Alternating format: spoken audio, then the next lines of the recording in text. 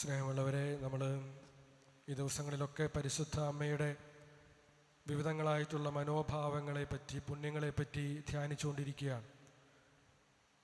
ദൈവത്തിലുള്ള വിശ്വാസത്തിൻ്റെ കണ്ണുകളോടെ ജീവിതത്തിൻ്റെ അവസ്ഥകളെ നോക്കാനായിട്ട് സാധിക്കുമ്പോൾ എത്ര നിരാശപ്പെടുത്തുന്ന ജീവിതാവസ്ഥയും സന്തോഷത്തിലേക്ക്, സമാധാനത്തിലേക്ക് രൂപാന്തരപ്പെടും എന്ന് നമ്മൾ കണ്ടു.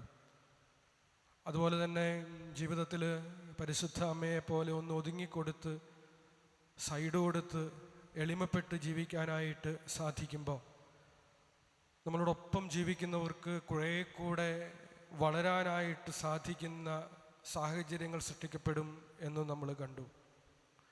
അതുപോലെ പരിശുദ്ധ അമ്മയെ പോലെ ചുറ്റുപാടുകളിലേക്ക് നോക്കാൻ, ചുറ്റുമുള്ളവരുടെ കണ്ണുകളിലെ ഭാവഭേദങ്ങൾ തിരിച്ചറിയാൻ, അതിൽ നിന്ന് അവരുടെ മനസ്സിൻ്റെ വ്യഥകളും സന്തോഷങ്ങളും തിരിച്ചറിയുന്ന, ശ്രദ്ധ പതിക്കുന്ന നോട്ടത്തിൻ്റെ മനുഷ്യരായി ജീവിക്കാൻ നമുക്ക് സാധിക്കണം എന്ന് നമ്മൾ കാണുകയും ധ്യാനിക്കുകയും ചെയ്തു. ഇന്ന് പരിശുദ്ധ അമ്മയുടെ നിൽപ്പിനെ പറ്റിയാണ്. പരിശുദ്ധ അമ്മയെ പോലെ നിൽക്കാനായി ജീവിതത്തിൽ നമുക്ക് സാധിക്കണം എന്നാണ് നമ്മൾ ധ്യാനിക്കുന്നത്. കുരിശിൻ്റെ ചാരെ പരിശുദ്ധ അമ്മയുടെ ഒരു നിപ്പുണ്ട്, ഒന്നൊന്നര നിപ്പാണ്. തൻ്റെ മകൻ ആ കുരിശിൽ ഏറ്റവും വേദനിപ്പിക്കുന്ന, ഏറ്റവും ക്രൂരമായ ഒരു മരണത്തിലേക്ക് ഇങ്ങനെ വീഴുമ്പോൾ അതിൻ്റെ ചാരെ, ആ കുരിശിൻ്റെ താഴെ ശാന്തതയോടെ നിൽക്കുന്ന പരിശുദ്ധ അമ്മ. എങ്ങനെയാണ് പരിശുദ്ധ അമ്മയ്ക്ക് അത്രമേൽ ശാന്തതയോടെ, ഒരുപാട് പ്രക്ഷുബ്ധമായ ഒരു സാഹചര്യത്തിൽ, ഒരർത്ഥത്തിൽ കൊടുങ്കാറ്റടിക്കുന്ന ഒരവസ്ഥയാണ്, അങ്ങനെ ഒരു കൊടുങ്കാറ്റടിക്കുമ്പോഴും പിഴുതെറിയപ്പെടാതെ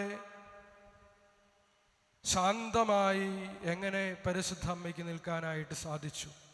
ഉരുളുപൊട്ടി വെള്ളം പാഞ്ഞ് താഴേക്ക് വരുമ്പോൾ ആ വെള്ളത്തിൽ ഒലിച്ചു പോകാതെ അവിടെ ഇങ്ങനെ ശാന്തയായി, ശാന്തതയോടെ പരിശുദ്ധ അമ്മയ്ക്ക് എങ്ങനെ നിൽക്കാനായിട്ട് സാധിച്ചു? നമ്മൾ വലിയ കാറ്റടിക്കുമ്പോൾ വീഴാതെ നിൽക്കുന്ന മരങ്ങളെ പറ്റി പറയുന്നത് എന്താണ്? ആ മരത്തിൻ്റെ വേരുകൾ മണ്ണിൻ്റെ ആഴത്തിലേക്ക് ഇറങ്ങിയിട്ടുണ്ട് എന്നുള്ളതാണ്. അതുകൊണ്ടാണ് ആ മരം വലിയ കാറ്റടിച്ചിട്ടും അതിനെ തരണം ചെയ്ത് അവിടെ നിൽക്കുന്നത് എന്ന്. പരിശുദ്ധ അമ്മയുടെ ജീവിതത്തിലും ഇത്രമേൽ വലിയ കൊടുങ്കാറ്റടിക്കുമ്പോഴും, ഉരുളുപൊട്ടി വെള്ളം പാഞ്ഞ് ഒഴുകി വരുമ്പോഴും അതിലൊലിച്ചു പോകാതെ, അതിൽ വീഴാതെ, കടപുഴകാതെ ശാന്തമായി നിൽക്കാനായിട്ട് എന്തുകൊണ്ട് സാധിച്ചു എന്ന് ചോദിച്ചാൽ പരിശുദ്ധ അമ്മയുടെ ആഴമുള്ള വിശ്വാസമാണ്, ദൈവത്തിലുള്ള വിശ്വാസമാണ്. എത്ര പ്രതിസന്ധി ഘട്ടമായാലും ദൈവം തന്നെ പരിപാലിക്കും, ആ സമയവും കടന്നു പോകും എന്ന് ചിന്തിക്കാനായിട്ട് സാധിക്കുന്ന വേരുള്ള ആഴമുള്ള വിശ്വാസം ഉള്ളതുകൊണ്ടാണ് പരിശുദ്ധ അമ്മയ്ക്ക് അങ്ങനെ ശാന്തമായി തൻ്റെ മകൻ ആ കുരിശിൽ ഇത്രമേൽ ക്രൂരമായ മരണത്തിലേക്ക് വീഴുമ്പോഴും നിൽക്കാനായിട്ട് സാധിക്കുന്നത്. എവിടെ നിന്നാണ് പരിശുദ്ധ അമ്മയുടെ ഈ വിശ്വാസത്തിൻ്റെ ആഴം അവൾക്ക് ലഭിക്കുന്നത്? അത് ഓർമ്മകളിൽ നിന്നാണ്, ജീവിതാനുഭവങ്ങളിൽ നിന്നാണ്.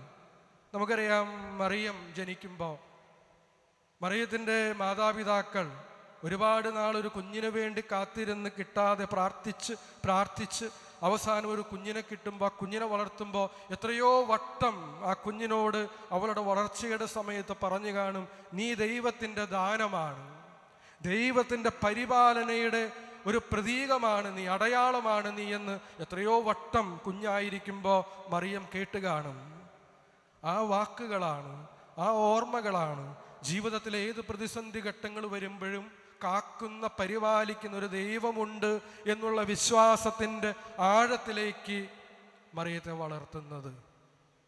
സ്നേഹമുള്ളവരെ, ഇത്തരം ഓർമ്മകൾ നമ്മുടെ ജീവിതത്തിലും നമുക്കുണ്ടാകണം. ഇത്തരം അനുഭവങ്ങൾ നമ്മുടെ ജീവിതത്തിൽ ഉണ്ടാകുമ്പോൾ അത് നമ്മുടെ ജീവിതത്തിൽ അല്ലെങ്കിൽ നമ്മുടെ മനസ്സിൽ അത് ആഴത്തിൽ പതിപ്പിക്കാനായിട്ട് ദൈവത്തിൻ്റെ പരിപാലനയാണ്, അനുഗ്രഹമാണെന്ന് ആഴത്തിൽ നമ്മുടെ മനസ്സിൽ ഓർമ്മകളിൽ പതിപ്പിക്കാനായിട്ട്, അതുപോലെ തന്നെ നമ്മുടെ കൊച്ചുമക്കളോട് ജീവിതത്തിൽ, കുടുംബത്തിൽ, ജോലി ചെയ്യുന്നിടങ്ങളിൽ, ആരോഗ്യത്തിൻ്റെ മേഖലകളിലൊക്കെ നന്മകൾ ഉണ്ടാകുമ്പോൾ, സൗഖ്യങ്ങൾ ഉണ്ടാകുമ്പോൾ അത് ദൈവത്തിൻ്റെ ഇടപെടലാണെന്ന് നമ്മുടെ കൊച്ചുമക്കളോട് നമുക്ക് പറയാനായിട്ട് സാധിക്കുമ്പോൾ നമ്മൾ ഓർക്കണം, അവരുടെ വളർച്ചയിൽ ഏറ്റവും പ്രധാനപ്പെട്ട ഒരു സമയമാണ് 10, 16, 17, 18 വയസ്സ് വരെയുള്ള സമയം. അവരുടെ ഓർമ്മകൾ ശക്തിപ്പെടുന്ന സമയമാണ്, അവരുടെ കാഴ്ചപ്പാടുകൾ രൂപപ്പെടുന്ന സമയമാണ്. ആ സമയത്ത് നമ്മൾ ഇങ്ങനെ പറഞ്ഞു കൊടുക്കുമ്പോഴാണ് ഈ മറിയത്തെ പോലെ കൊച്ചുകുട്ടിയായിരുന്ന മറിയത്തിൻ്റെ മനസ്സിൽ ദൈവത്തെ പറ്റിയുള്ള അല്ലെങ്കിൽ ദൈവത്തിലുള്ള ആഴമായ വിശ്വാസം വളർന്നതുപോലെ നമ്മുടെ മക്കളിലും വളരുക. നമുക്കത് സാധിക്കുന്നുണ്ടോ എന്ന് നമ്മൾ ചിന്തിക്കണം. നമ്മുടെ കുടുംബങ്ങളിൽ നമ്മുടെ മകൻ അല്ലെങ്കിൽ മകൾക്ക് ഒരു സമ്മാനം, ഒരു സൈക്കിൾ വാങ്ങിക്കൊടുക്കുമ്പോൾ നമ്മളെന്താ പറയാറ്? കഷ്ടപ്പെട്ട് പണിയെടുത്ത് വേർപ്പൊഴുക്കി വാങ്ങിയ സൈക്കിളാണ് നിനക്ക് തരുന്നത്, അതുകൊണ്ട് സൂക്ഷിച്ചത് കൊണ്ട് നടക്കണം. അത് കേൾക്കുന്ന കൊച്ചിൻ്റെ മനസ്സിൽ വരുന്ന ചിന്ത എന്താണ്? ഇത് മനുഷ്യൻ്റെ പ്രയത്നം കൊണ്ട് കിട്ടിയതാണ്. നേരെ മറിച്ച് അങ്ങനെ ഒരു സൈക്കിൾ വാങ്ങിക്കൊടുക്കുമ്പോൾ തൻ്റെ മകനോട് മകളോട് ഇത് ദൈവത്തിൻ്റെ വലിയ അനുഗ്രഹങ്ങളുടെ, എൻ്റെ ആരോഗ്യം, എൻ്റെ സമ്പത്ത്, എൻ്റെ ജോലി, ഇതെല്ലാം ദൈവം നൽകിയ അനുഗ്രഹമാണെന്നും ആ അനുഗ്രഹത്തിൻ്റെ ഫലമായി അധ്വാനിക്കാൻ പറ്റിയത് കൊണ്ട് വാങ്ങാൻ സാധിച്ച സൈക്കിളാണെന്നും ഇത് നിനക്ക് സമ്മാനമായി തരുമ്പോൾ നിന്റെ ജീവിതത്തിൽ ദൈവത്തോട് നന്ദിയുള്ളവരായി ഈ സൈക്കിൾ കൊണ്ട് ദൈവത്തിന് നിരക്കുന്നത് മാത്രം ചെയ്ത് ജീവിക്കണമെന്ന് നമ്മുടെ കൊച്ചുമക്കളുടെ അടുത്ത് പറയുമ്പോൾ അവിടെ അവരുടെ മനസ്സിൽ രൂപപ്പെടുന്ന ദൈവത്തിലുള്ള വിശ്വാസത്തിൻ്റെ ഒരു ഓർമ്മയുണ്ട്, ഒരാഴമുണ്ട്. അതിൽ നിന്നാണ് വിശ്വാസത്തിൻ്റെ വളർച്ചയിലേക്ക് ഇങ്ങനെ താഴേക്ക് വേരുകൾ ഊർന്നിറങ്ങുന്ന, ആഴത്തിൽ ഇറങ്ങുന്ന അനുഭവം ഉണ്ടാവുക എന്ന് നമ്മൾ തിരിച്ചറിയണം. പരിശുദ്ധ അമ്മയുടെ ജീവിതത്തിൽ ഈ വിശ്വാസത്തിൻ്റെ ആഴം കുരിശിൻ്റെ കീഴെ നിൽക്കുമ്പോൾ, പ്രക്ഷുബ്ധമായ ഒരു സമയത്ത് നിൽക്കുമ്പോൾ, കൊടുങ്കാറ്റ് തൻ്റെ ജീവിതത്തിൽ ആഞ്ഞടിക്കുമ്പോൾ, ഈ പ്രളയം കണക്ക് വെള്ളം പാഞ്ഞു വരുമ്പോഴൊക്കെ ശാന്തമായി മറിഞ്ഞു വീഴാതെ, ഒഴുകിപ്പോകാതെ, കടപുഴകപ്പെടാതെ നിൽക്കാനായിട്ട് സാധിക്കുന്നത് ഈ വിശ്വാസത്തിൻ്റെ ഓർമ്മയുടെ ആഴത്തിൽ നിന്നാണ്. സ്നേഹമുള്ളവരെ, ഈ ആഴം നമ്മുടെ ജീവിതത്തിൽ ഉണ്ടാകാനായിട്ട് നമുക്ക് പരിശ്രമിക്കാം. നമ്മുടെ മക്കൾക്ക് വിശ്വാസത്തിൻ്റെ ഈ ആഴം നമ്മുടെ കുടുംബങ്ങളിൽ അവരുമായി സംവദിക്കുന്ന സമയങ്ങളിൽ, ഇടപഴകുന്ന സമയങ്ങളിൽ ദൈവത്തെ പറ്റി, നമ്മുടെ ജീവിതത്തിലുണ്ടാകുന്ന ഓരോ നല്ല അനുഭവവും ദൈവത്തിൻ്റെ പരിപാലനയാണെന്ന് കൊച്ചുമക്കളെ പറഞ്ഞോർമ്മപ്പെടുത്തി അവരുടെ മനസ്സിൽ എഴുതി ചേർക്കാൻ നമുക്ക് സാധിക്കുമ്പോഴാണ് വിശ്വാസമുള്ള ഒരു പുതിയ തലമുറ കൂടി നമുക്കുണ്ടാവുക എന്ന് നമ്മൾ ഓർക്കണം. ഈ മനോഭാവത്തോടെ പരിശുദ്ധ അമ്മയുടെ ഈ മനോഹരമായ നമ്മുടെ ജീവിതത്തിൻ്റെ ഏത് സാഹചര്യങ്ങളിലും നമ്മെ നിലനിർത്തുന്ന, മുന്നോട്ട് നയിക്കുന്ന, വീണുപോകാതെ കൈപിടിച്ചു നടത്തുന്ന ഈ മനോഭാവം കുരിശിൻ്റെ താഴെ നിൽക്കുമ്പോൾ പരിശുദ്ധ അമ്മയ്ക്ക് അറിയാം, ദൈവം ഒരുപക്ഷെ നിശബ്ദനായിരിക്കാം, പക്ഷേ ദൈവം അവിടെ സന്നിഹിതനാണ്.